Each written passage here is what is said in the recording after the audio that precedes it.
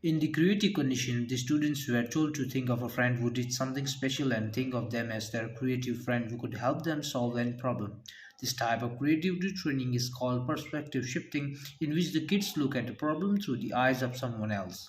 As the world strives to cut greenhouse gas emissions and find sustainable transportation solutions, University of Houston energy researchers suggest that hydrogen fuel can potentially be a cost-competitive and environmentally friendly alternative to traditional liquid fuels, and the type supplying hydrogen for transportation in the greater Houston area can be profitable today. The largest terrestrial carbon sink on Earth is the planet's soil. One of the big fears is that warming the planet will liberate significant portions of the soil's carbon, turning it into carbon dioxide gas, and so further accelerate the pace of planetary warming. 3D printing is advancing rapidly, and the range of materials that can be used has expanded considerably.